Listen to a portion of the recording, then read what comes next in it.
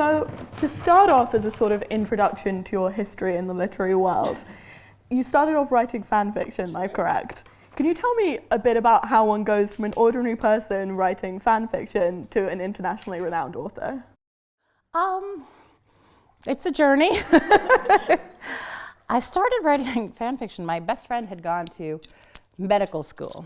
We were separated. It was very sad. And she was having, a rough time. Medical school is difficult, and I asked if there's anything I could do to cheer her up. She asked me if I could write her a story of which Harry Potter and Draco Malfoy change places and have to live each other's lives.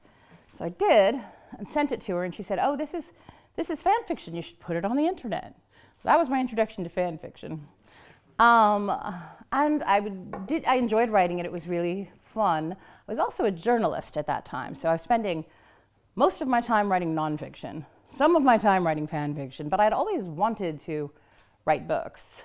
And I think that probably what the fan fiction did for me was remind me how much I liked writing fiction, as opposed to writing nonfiction and doing journalism. And though that was something I enjoyed, I knew it wasn't what I wanted to do. And so I actually went to my parents and said, I would like to move to New York and become a writer. They were a little bit horrified, but they were supportive. They helped me move. And as soon as I got to New York, I started working on a book, which was really bad, so I threw it away. And then I started working on another book, and that book became City of Bones. And I was very lucky. I was able to find an agent, sell the book, and I was just hoping that somebody would read it. I still had a job as a copy editor at a magazine, and I kept that job until like my third or fourth book came out, because I was so worried that that the whole writing thing would just vanish, and that I would have to find a different job, and that there was no way that I could make a career out of it. So I've just been very fortunate to be able to do it. Is that the kind of advice you'd give to aspiring writers? Which part? Pick up and move to New York, but keep the copy editing job. You don't actually have to move to New York. Like, that was the thing that I thought I needed to do, but I didn't. And New York is very expensive, so actually my advice would be not to move to New York, because then you have to get a copy editing job in order to survive, whereas your money will take you a lot further almost anywhere else, except maybe London, which I'm sorry to say is also really expensive. I mean, if your dream is to move to New York and write, or move to London and write, or move to Nottingham and write, whatever it is, I think you should try to live where you want to live. But I do think that if you want to write a book, you should give yourself the time to do it. You can't go back. I was talking to my mother about this literally today. And she said that my grandfather had convinced her that it was a good idea, because he had once been given the chance to take a grant and take some time and write a book, and he didn't take it because he was a young man, he had kids, and he didn't think he could do it. And he always regretted it. So he wanted me to have that opportunity. So I feel like give yourself a year to work, to try, to write, to do what you really want to do. And so the type of books you ended up writing are obviously young adult fiction. Is that because fan fiction kind of naturally led you there? You started off writing about, Harry Potter, so obviously you keep up the YA trend, or is there something particularly special about YA fiction that made you want to stay there? I think it's actually more that the reason I ended up reading Harry Potter was that I was the kind of adult who really loved children's books. And so I would read, Harry Potter, his Dark Materials, because I had a memory that these were the kind of books that I loved when I was a kid, and I still loved reading them as an adult. So when I sat down to write my own book, I gravitated towards the kind of book that I loved. And it just happened to be that, sort of middle grade and young adult fiction was what I already liked. So it was what I pictured in my head when I thought about writing. I never thought about writing about adults, I think and I actually met with a publisher who had read the beginning of City of Bones, and they said, do you think that you really like this, but it's about kids. Do you think you could make it about grown-ups? And I was like, oh my God. I went home and looked at it, and having a publisher interested in your work is very exciting when you had never been published. And I thought, could I make this about adults? And then I thought, how are they even going to make these people interested in their mortgages? And whether they're going to have kids, and whether they should buy a house, and whether their joints are getting creaky. I can't do it. I can't picture these people having those concerns instead of the concerns they have as adolescents growing up. And so I was like, no, I can't do it. So do you see YA fiction as sort of like escapism for adult readers? I mean, it can be escapism. There's very depressing and very serious and very intense YA that I would not suggest to people as escapism. So I think it depends what genre you're reading, what kind of books. I think that YA is a very storytelling focused genre. It's very focused on, the story, keeping the story moving, we're often advised to like kind of pare away things that aren't, intrinsically important to the story that you're telling and not. Whereas literary adult fiction will allow for far more tangents. So I think that for adults who want like a very propulsive story, it's a good choice. And on that note, can you tell me a bit more about how you see the role of YA fiction as it's changing into something that's being picked up and becoming, big box office film, like massive bestsellers, that's kind of escaping outside this market of just teenagers and becoming like really the dominant literary genre in some way? Like, do you have any sort of foresight about how YA fiction is continuing to change and how it's changed? I wish I did. I'd love to say I could see the future of publishing. I think that one of the things about YA that is central to why it's been successful and why people read it, and part of what has made it more dominant, is that if I was an adult writer and I wanted to write mystery, they would shelve my books in one part of the bookstore. And then if I wanted to write literary fiction, they would put my books in a different part of the bookstore. And if I wanted to write horror, my books would be a different part of the bookstore. So if you were a fan of my work, you would have a very hard time finding all my work. But in YA, everything is together. So whatever you write, you can write a romance and then a horror novel and then a mystery and then an abstract literary fiction, and it will all be together. And I think that really helps people both find new genres, blend genres, and stick with the writers that they like. Do you think that any of that is almost under threat from modern phenomenons of like celebrities, YouTubers, for instance, like ghostwriting YA books that become, well, yeah. Okay, the kind of thing that we see of generally like people who have a young following anyway, then branching into books and kind of taking it over with the name rather than with like the excitement of the story. Okay, keeping in mind that I didn't know about this and now I have to go like look it up. This has been something that's been with publishing from the beginning, is the celebrity book. Like somebody's famous, so they write a book and have a book ghostwritten for them. And it's always been, I remember when I first got into, when I was first published and I came into the offices of Simon & Schuster, who are my American publisher, and I was walking, down the hall and with my editor, and I kind of looked, I'm not going to say who, but there was a celebrity's book that was on the wall, and I kind of made a face like, ugh, celebrity book, didn't really write it, blah, blah, blah. And she was like, what? Celebrity books, they've always existed since the beginning of publishing, and they will always exist. These books pay for everything else. They pay for all the serious literary fiction that doesn't sell, so don't be mad about them. So, talking more directly about the books that you have written, can you tell me more about how someone goes about building this entire whole internally consistent alternate reality of the kind of thing that you've managed to create? I think you start small, but I think consistency is incredibly important.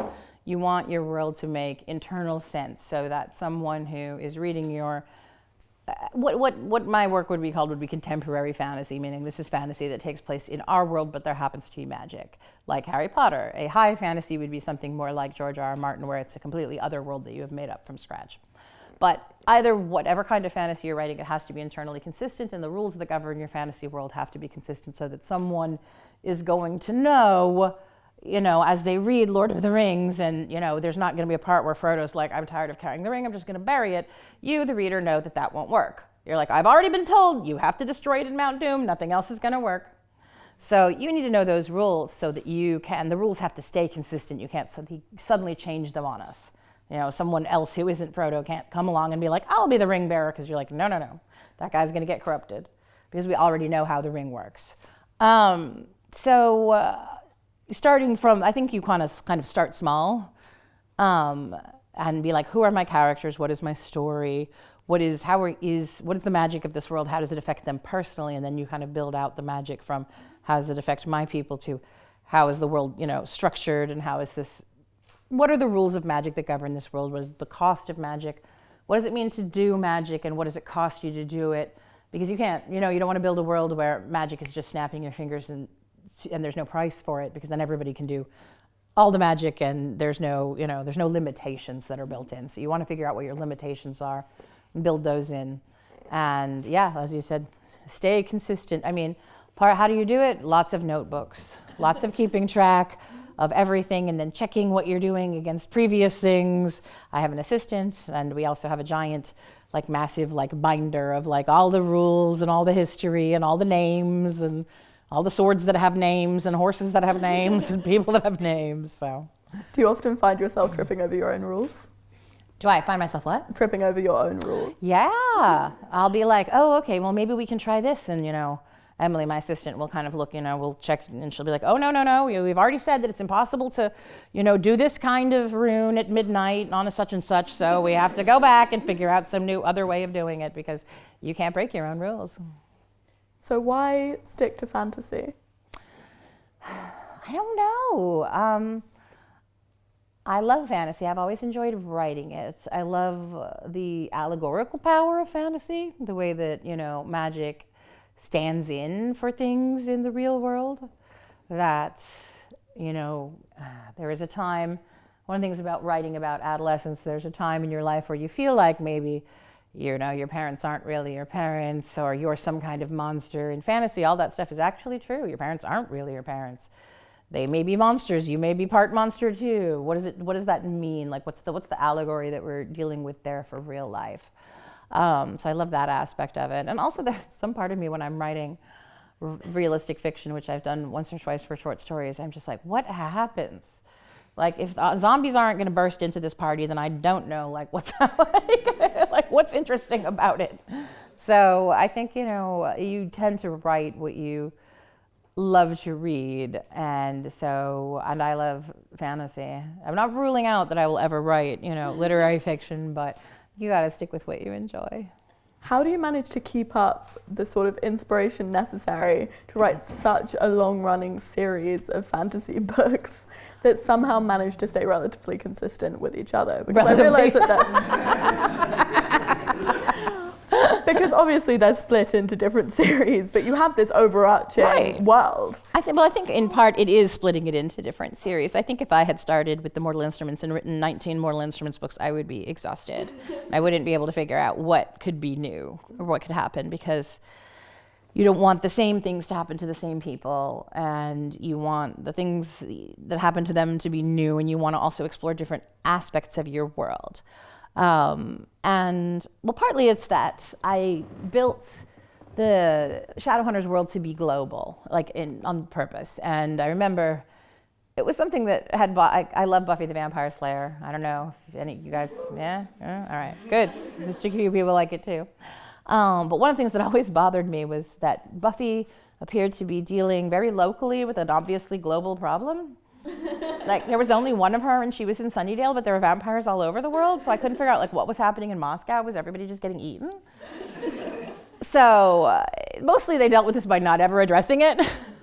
But I thought, wouldn't it, it actually prompted the whole creation in my books of this massive world-spanning Shadowhunter society with institutes in every single city. Because I thought, well, how do you create a demon-fighting force of people that actually can cover the globe? So one of the fun things about that is that you can always move where you are, and that will inform and change your story. So for me, writing Infernal Devices was a way to keep things fresh and different, because Demon Hunters in 1878 London is very different from demons in 2007 Manhattan, and then demons in 2015 Los Angeles in Dark Artifices is once again very different. So I think switching the cast of characters and switching the location and time period keeps it, for me, interesting and a way of generating new stories and a way to come at it differently. I just finished writing The Lost Book of the White, which is a co-written book with Wesley Chu about Magnus and Alec, and it takes place in Shanghai, and it's all Chinese mythology, which was really interesting to do this completely different thing. And, I believe, mythology exists to be reinterpreted. but reinterpreting this mythology that is not the immediate mythology that I'm familiar with through the lens of Shadowhunters was really fun, because what it made me realize was that this world was flexible enough to do that. So. And when you start off a series, do you have like a blueprint for where you're going to end it? How many books there are going to be, exactly what you're going to talk about? So you sort of know what you can talk about in the first book and what you're saving for the sixth. I do. Or do you just take it where you want to take it? No, I kind of free-wheeled it a bit more with Mortal Instruments, which is how I ended up with 6 books instead of 3 books. And I was like, okay, I have to be a lot more careful in the future. So, not that it didn't work out fine, but it was a lot of extra work for me. So with later books, I've done a lot more outlining, and usually when I start, I know where it's going to end. So with Dark Artifices, with Infernal Devices, and now with Last Hours, I know the ending. So even if I don't know exactly how I'm going to get there, or that might alter as I go, the ending will stay consistent. And I haven't had, so people have asked me, well, you ever changed the ending? And so far I haven't, so well, we'll see. Can you tell us any more about plans for the future? Well, I'm working, so I have a book coming out in a month, which is 6 weeks, which is terrifying, called Chain of Gold, which is the first in the Last Hour series, which is the sequel to Infernal Devices. So I'm excited about that. It takes place in Edwardian London, and it's the kids of the characters from Infernal Devices, for those who are familiar with them. So we get to see their kids and what they're up to, no good as usual, and a whole new kind of demon. And I really enjoyed doing the research on 1903 London and how it was different from, the previous research I'd done for 1878.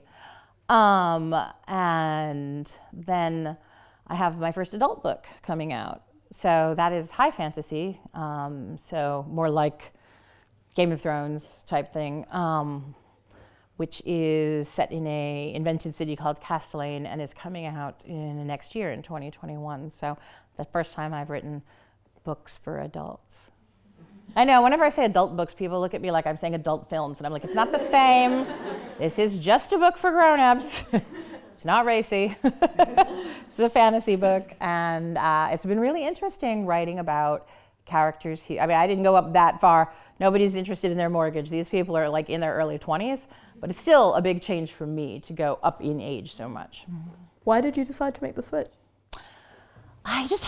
This is one of those, I just had this idea things. I was in Italy and I was working on something, I can't remember what at this point, because usually my friends and I go away for writing retreats once or twice a year, so we'll pick somewhere, and that year we picked Italy. Happened to be the year it was 175 degrees in Italy, so all I did was sit in my bedroom because there was an air conditioner there. But as I sat next to the air conditioner and thought about how hot everything was, I had this sudden idea, oh right, I was watching reality television. I'm not going to tell you what program because it's really embarrassing. But I do. Okay, actually, will tell you. It's a program called Locked Up Abroad. Am I the only person who's ever seen this? Okay. Yes, I'm at Oxford. I'm literally the only person who's ever seen this. This is about people who travel abroad, commit some kind of crime, and get locked up in foreign prisons. And it was intellectually stimulating enough to inspire you to the weirdest thing. I will tell you, the weirdest things are intellectually stimulating. Sometimes you're inspired by something really, something really literary and thoughtful and deep, and sometimes you're inspired by a terrible piece of reality television, which is what happened here. As I watched it, it was about a guy who was, in order to escape from prison, had to pretend to be somebody else. And I started making me think about one of my favorite books ever, actually, which is by Josephine Tey. It's called Brat Farrar. And it is about a guy who, in order to inherit the money, the land that belongs to somebody else, pretends to be that guy, and he has to carefully navigate. The other guy ran away from home when he was 13 years old. No one's seen him since. His brother is about to come into this inheritance when he turns 21, and our main character shows up and is like, actually, I am Patrick, who ran away when he was 13, and I am the one coming into this inheritance. And I know all of this stuff, and I know he has studied the layout of the house, all the relatives, all the family history, so he knows all of these things. And I love the book because it's like walking this tightrope, pretending to be somebody that you aren't, and how long can you fool everybody? And that actually was, and I was watching this, terrible reality show, and this guy was doing the exact same thing, pretending to be somebody that he wasn't.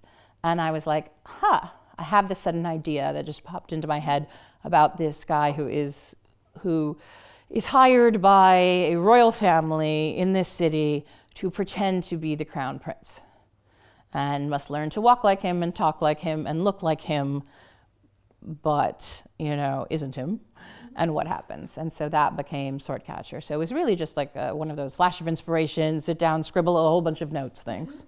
Did you find the experience of writing explicitly for adults a particularly different one, or did it feel as natural?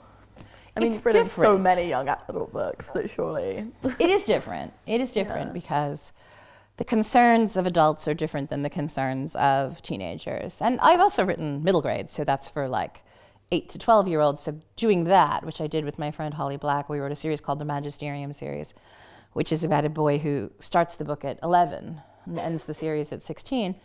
But writing someone so young was also a big adjustment for me because, again, the concerns that Cal has in those books are completely different than like what Clary is thinking about in Mortal Instruments or what Tessa's thinking about in Infernal Devices. And so, again, I had to think, okay, I'm making another 6-year jump, and these characters aren't going to care about or think about in the same way these kinds of relationships. Like,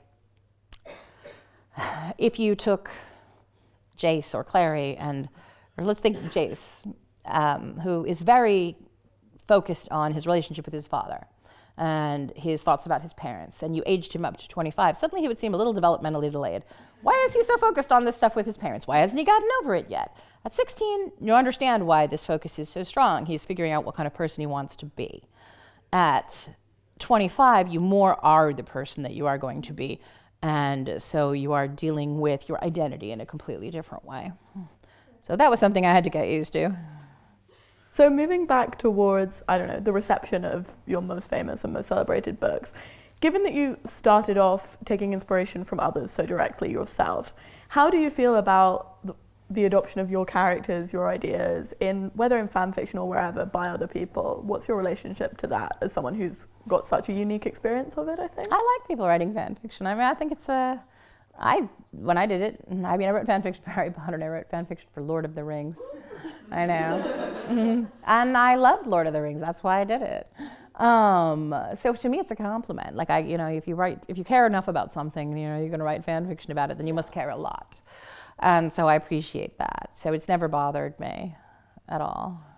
Fan fiction is typically associated with this kind of new fan culture that I think is perceived as very intense and has these amazing good sides, but I presume also comes with a lot more open vocal criticism, a lot more constant conversation. Do you find that the sort of downsides are as big as the ups, or do you feel like it just kind of comes with the territory? I mean, I think what's changed fan culture is social media. Yeah. So absolutely there are upsides and downsides to that.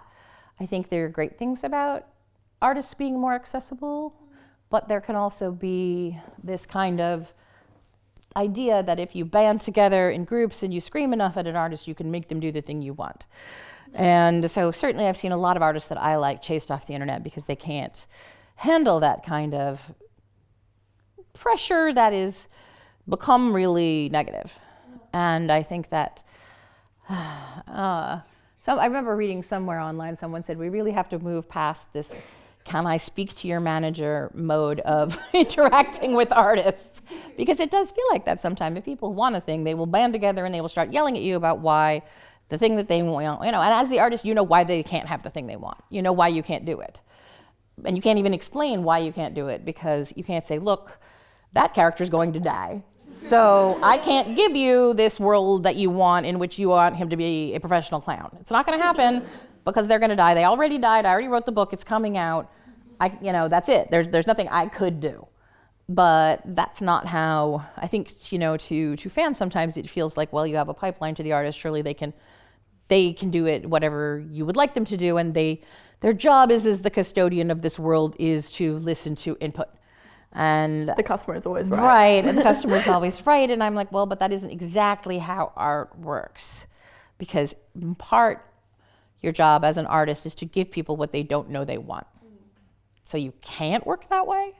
So while I think that there are a lot of good things about being able to be in touch with fans, I think that there are also is that aspect of things that I don't know. I don't know what the solution is. You know, I know it's a problem, but I don't know how to fix it, and I don't like losing artists that I like from, you know, from social media. Do you think that you, as the kind of writer you are, and people and similar writers are at this weird kind of intersection of like art that people perceive as relatively untouchable and not their job to question, and like this commercial culture where your books are made into big films, where people have contact with them all the time, people have contact through you, through the internet, and feel like they have more of a right to have a say in it? I think that one of the things about social media and fan culture is that it encourages people to spend a lot of time thinking about the thing that they're a fan of. And so they will make a website, make blogs, make fan art, make GIFs. They will spend so much time thinking about it. And I understand this. I just don't know how to address it, that they become convinced that they have sort of a part ownership in it. Like through all of this effort, they've earned a share. And I'm like, but you can't break up art like that. Like, you can't give it out in pieces to people. And unfortunately, like, the amount of time that you spend in your passion and your investment doesn't give you a piece of ownership over it, because it can't work that way. And because then it belongs to everybody and nobody, but as long as there's a living artist who's continuing to make art, it belongs to them, because otherwise we have no canon. And then chaos. But what would we do without the canon? Well, I mean, it's one of those things where I feel like the ideal way to think about it is that fans create a version of the art that's theirs and belongs to them, you know, through like the transmutation of, you know, interacting with it and thinking about it. But the artist's version of it still belongs to them. So ideally there would be some way to peaceably have that happen. Yeah, with fan fiction as maybe a more healthy outlet. Yeah, I think it actually probably is a healthy outlet. Yeah. You can write your own version of things, and you can and you can experience the story that way, and that probably is good.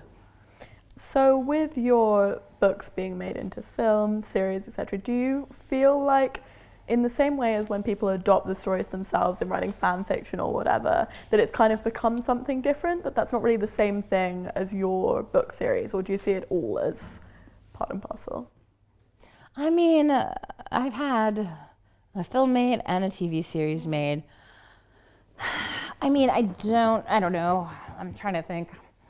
I think of them as separate, you know. I think of them as interpretations of my books that belong to the people, indeed, who made them, but aren't my books. And I might feel differently if I were involved. You know, I've never been involved in one of the adaptations. I wasn't involved in the film, and I wasn't involved in the show. So if I were very involved, I might feel differently. I remember talking to Diana Gabaldon about this, who's very, very involved in the adaptation of Outlander. And so she does feel like that's part of her books. And I was like, well, I can totally understand that, but I'm totally not involved in the show, and I wasn't involved in the film. So I don't feel that way. I feel like it's somebody's interpretation of my books that's a different version of them, but doesn't really have anything to do with the actual books. Yeah, and you hear that, I feel, a reasonable amount with authors saying, well, these films have been made, whatever, but technically I didn't have a role in them. Like, that's a whole separate thing. Do you think that that's kind of good or bad for the books in the first place, and for you? Like, do you wish that you were given more of a role in these adaptations, or do you see them as something independent? I do wish I was given more of a role in the adaptations, because I'm fair. not an enormous fan of the show, and I've now forgotten everything that happened in the movie. But I do wish that I had, because I think it would be. I've never seen, like, as far as I'm concerned, I've never seen an adaptation of my books. Yeah. You know, and I would like to see one. Like, I would be interested in seeing what it would be like if somebody filmed the things that actually happened in the books instead of completely different things that didn't happen in the books. And I think, you know, as a writer, we all want to. Like, those of us who sell our movie rights, there are definitely people who won't sell their movie rights, never sell their movie rights, you know, just don't want to risk it. But I think for those of us who have, we all do it because we wish to see what would it be like to see my characters on screen, and what would it be like to see these things happen? And not having had that experience, I think, of course, I would like to have that experience. So definitely, I would not sell my rights again unless it was a situation in which I was given an executive producer role where I was actually able to have input. Yeah. And that way, even if it didn't turn out, at least I would know I had some input into it. So I think we should move to some audience questions now. Just raise your hands if you want to ask a question and wait for a mic to come to you. So take the girl in the pink-red turtleneck at the front. There's a mic coming to you. If you could stand up when you ask the question. Forgive me for reading it out because I want to get this really right because I've been waiting to ask these questions for a while. Thank you very much for your talk and thank you for your books.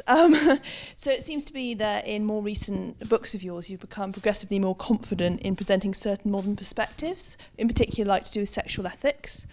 And I was wondering if you feel like you have a duty to present a certain perspective to your readers. I mean, I don't know if duty is the right word, although I know what you mean, and that's a really good question. I think that I have come to the feeling that that fantasy has the same responsibility as realistic fiction in depicting real people, and that the scope of the experience of people is something that needs to be depicted so that more people can see themselves in the kind of books that they want to read. I mean, when I first started out writing Mortal Instruments, in writing Alec and Magnus, I had not given any thought to having done something unusual, but when the books became popular, I met many, many kids who said, these are the first gay characters that I have ever seen in a book that is the kind of book I like to read. And I thought, well, that strikes me as something that is a responsibility and is significant. So definitely in terms of representing a more diverse cast of characters in these roles, that is something that I do think about very carefully when I'm working on a book. So, I think more than I was careful with Mortal Instruments when I don't think that I realized, the significance of this being an issue. Like with Dark Artifices, I was like, all right, I want to represent as much as possible, a varied look at people of different ethnicities and sexualities and religions, and so that when kids are reading these books, the widest range of kids possible can think, I could be a Shadowhunter. Cool, if we can take another question. Just almost at the back with your hand up, I think you're the only one. Thank you very much for the nice talk. I was wondering about how can you generate new ideas? Because you are now very busy for writing and producing, right? But sometimes you need to have some input, some kind of investigation, whatever. How can you manage to get input during you're very busy for writing? I think it is difficult, right? The more time that you spend writing, the less time you have for reading, the less time you have for idea generating, the less time, and the more time you spend, promoting, talking, the more time it cuts into your writing. You have to be very careful, I think, about your time. And I think as a writer, you have to remember that time spent reading and, researching and thinking is time that creates the inspiration that you're going to have later. That I always sort of think of it as like, if you don't have time to read, you don't have time to, have any kind of a life, then you're like basically driving a car that you have put no gas into, and eventually it's going to come to a sputtering stop. You have to keep putting gas into the car, which to me is, reading, experiencing art as much as possible and life, or or your car doesn't go. More questions? The girl in the front row.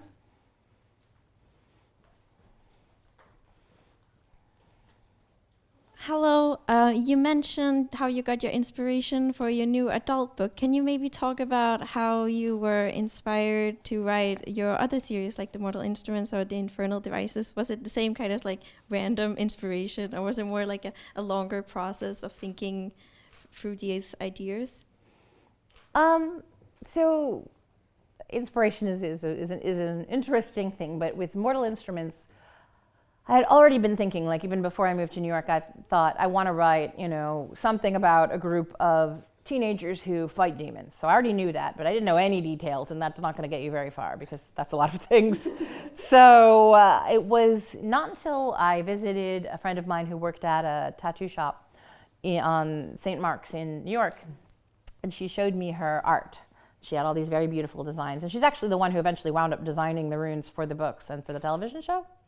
So she showed me this, flash art that she had done, and she started telling me, about the history of tattoos and how they span, pretty much every culture. There's some method of injecting ink under your skin to make a permanent mark, and usually it is attached in some way to the idea that that mark will change you in some way, make you stronger, make you faster, make you harder to injure. And so I thought, if I could somehow combine this idea that I have about demon fighters with this tattoo stuff that I find so fascinating, then I will have a new and interesting kind of idea about how to create this demon fighting society. So that was really the idea for Mortal Instruments and all the Shadowhunters to some extent. And Infernal Devices, I was in London, and I was there to promote City of Ashes, so just my second book. And I was on Blackfriars Bridge, and I was walking across the bridge, and one of those sudden London fogs that happens came, and it was very foggy, and I was sort of wandering along, and I had this sudden mental image of boy and a girl standing on the bridge, and then from one end of the bridge was coming this just massive, these terrifying creatures made out of clockwork that was sort of coming towards them, and they didn't see it yet. And I was like, what's that about, And you don't always know. So I went home and wrote about it, but it had, a lot of times inspiration is not so much a story as it comes with a mood or a theme or a feeling. And so I had this, very strong feeling about this sort of gaslight steampunk story, and what was it going to be, and then the rest of the story came in bits and pieces after that. And it's interesting because I think inspiration doesn't always come consistently, so you're never totally sure how it's going to be. I knew I wanted to write something set in Los Angeles, and I went out to LA with my friend Holly Black. And we were on the beach, and I wanted to show her the place that I really love. I grew up in Los Angeles, so there are a lot of places in LA that have a lot of meaning for me. So this is a place called Leo Carrillo State Beach. It's a national park, so I take Holly there, and it's this place where these big fingers of rock come out into the ocean, and the rock has been hollowed through with these caves, and the water comes up and it comes through the caves. Really beautiful. So I was taking her down there, and I was trying to explain to her, I don't know what the story is. I don't know the story yet, but I know I want there to be these caves, and I know we're going to have, the beach, and I know that, it's going to have a very different sensibility than the Mortal Instruments because it has this different geographical physicality. And so, and I was like, and I really want to write, I've never written, both the Infernal Devices and the Mortal Instruments have these relationships at their center. Girl and a boy meet, they fall in love, but they've never met before. And I was like, I want to do something really different. I want to do something about people who've known each other their whole lives. So how do I do that? I'm talking to myself. And then this wave comes, just carries Holly out to sea. And I was like, oh my God, I think I have this whole idea about Emma and Julian. And in that moment, I was faced with the choice, do I write down this idea or do I save Holly from the ocean? You want to know what happened, right? I was with another friend of mine, and she saved Holly from the ocean, so I was off writing this down. Holly came back. She was really mad. But I was like, but I have this idea now. I know what happens in my book. And she was like, okay, I get it. Anyway, she lived, so it was fine. Can we take another question? The girl about halfway back in the maroon top, I think. Hi, Cassie. So it's really interesting that you mentioned the runes and that you were talking about representation of your characters, because I think something that I've always loved about sort of the universe of your world is Cassie Jean's art. And I was wondering if you would speak a little bit about the relationship with her and how you came to a point where you really started to get behind her work and her depictions of your characters.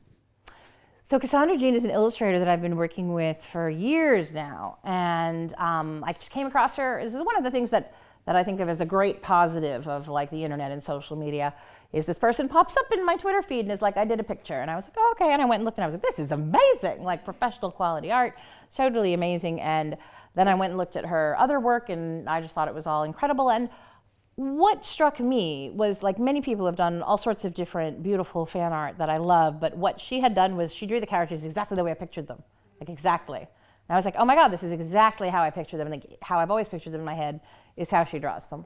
So I got in touch with her, and for a long time we just sort of partnered on different small projects, and then it started to be a thing where I would send her the book before it was published so that she could do illustrations. And sometimes, you know, it was far enough before it was published that the illustrations would actually affect what it was that I was writing. And I think that it's a fascinating thing. And you know, there are many examples of work that has been sort of twinned with art. I mean, the one that really springs to mind is Arthur Conan Doyle and Sidney Paget, in which, like, actually the whole thing where, like, Sherlock Holmes wears a deerstalker hat is completely from the art. It's not in the books. It's not in the short stories. And our entire, like, vision of this guy, like, smoking a pipe and wearing this deerstalker hat is from the pictures that Sidney Paget did to illustrate the books, or illustrate the short stories as they were serialized. And so I think that there can be this sort of fascinating interplay between, you know, the writer who does one thing and the visual artist who does this thing that I can't do. Like, if I try to draw a person, they come out looking like a parking meter. So I can't do what Cassandra Jean does. So, in fact, I just sent her early Chain of Gold, and she did a series of illustrations of the characters. And what was really interesting to me was she illustrated the characters, and then she surrounded each character with what she thought of as the things that were most important to them. And so looking at her art, once it came into me, I thought, she has this really interesting, like, I don't know if I would have chosen those exact same things as, like, are these the top 10 things that are important to this character? But in looking at what she picked, made me reassess the character a little bit. So we've partnered together she did my graphic novel, we've done 2 other collections, and we are talking about doing another one. So it's been really amazing to have somebody like that to work with. Take some more questions. I'm just in the front row.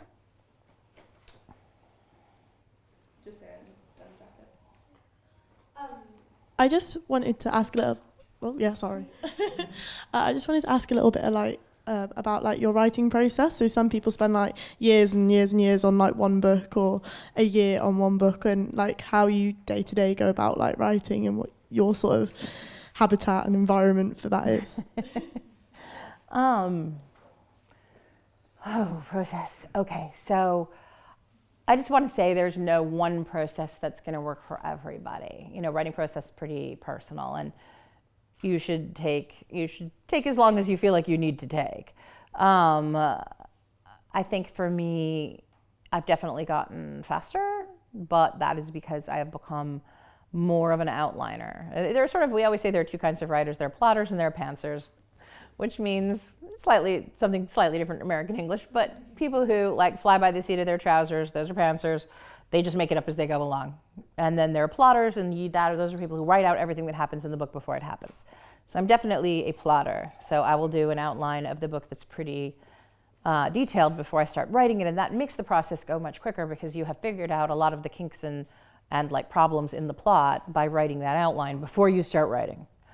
But that doesn't work for everybody, you know, and if you want to, I think of it sometimes as headlights writing.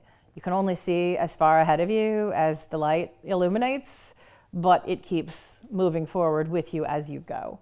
And if that's you, that's totally fine, you know. I think the only time that it's a concern is when it's a problem for you, when you're stuck, you know, and you think like, I can't go forward. And for me, the most important thing that I have is I have a critique group of friends who work with me. Most of the time we work together every day. So they'll come over to my house or I'll go to their house. Usually it's my house because I'm the only one who doesn't have children, and they're very distracting. Cute, but distracting. So everybody will come over to my house. I'll have like 4 or 5 people there, and we'll all work together. But if somebody has a problem, then you know, it's sort of like, okay, laptop's down. Now we discuss, what is your problem? Okay, what are you stuck on? Would this work? Would this work? Would this work? And so it's really helpful to have a bunch of people who are really familiar with your work to kind of help you get out of places that you're stuck. So if you can find someone who you feel like you're really in tune with, and you can show them your work and they'll show you their work, and you can work together, that could be really helpful. Okay, we've got time for 1 or 2 more. So people put their hands up. At the back again. Hi, I was just wondering, how did you sort of first start writing, and have you got any advice for people who have sort of lost their confidence with writing and how to start back up again? Basically. How did I start writing? Oh man, I was 12 and my father gave me a Mac Classic, which is probably a plant pot now. And I wrote a book called The Beautiful Cassandra. It's not a good book. I was inspired by the juvenilia of Jane Austen. My mom had given me a book, I think, of the work that Charlotte Bronte and Jane Austen wrote when they were very young. Charlotte Bronte's stuff is really good, actually. Jane Austen's stuff is not, which I think was very encouraging, but it was really funny. She wrote a short story called The Beautiful Cassandra about her sister and how her sister kind of, goes around London creating mayhem and robbing hackney coach drivers. And I thought it was really just so cute and adorable and relatable. And I started a book called The Beautiful Cassandra, and it was about a girl who lives in the 17th century, except I was 12, so I didn't know the 17th century from the 19th century from the 12th century. I just knew it was history. So she grows up in a convent, and then she leaves the convent, and she meets a young nobleman who's very, very handsome, and they fall in love, and then they kiss, and then I didn't know what happens after that because I was 12, so I killed him. He died a tragic death. And then she screamed, "No!" And rose petals fell from the sky. But this was not at all the end of the book, because I showed this to my friends and they were very enthusiastic, which is pretty funny now when I look back, but they really liked it. So they were like, "Write more." And I thought, oh my God, how do you write more? I mean, like, he died. So I was like, okay, I have to introduce a new guy. So this went on for the whole book, for like 1,000 pages of book. Cassandra would meet a new man who was very handsome, and they would kiss, and then he would die. And after about 17 guys, I finally stopped. And I actually, like, maybe 4 or 5 years ago, I had to give a talk about writing and writing confidence and for young writers who were 12 and 13 years old. And I called my friend, I hadn't talked to her in about 10 years, who is now a professor, and I said, okay, I can't find it. Do you have The Beautiful Cassandra? And she was like, "Do I have The Beautiful Cassandra?" She was like, "I have scanned it and uploaded it to my university server." And I was like, oh my God, I hope no one else can see it. So she sent me these scanned pages, and I read it out loud to these kids, and they were like, "That is really bad." But I feel like that should be encouraging, because we all start somewhere, right? Jane Austen, everybody. And, I think it was still a good experience to have written it. And I think there are those moments when you lose confidence, because we all have that voice, especially writers, especially creative people, have that voice in the back of their head that says that it's almost what we call imposter syndrome, that says that you aren't qualified to do what you're doing. You're not a writer. What makes you think you can do this? What makes you think you're talented enough? We all are familiar with that, and never really totally goes away.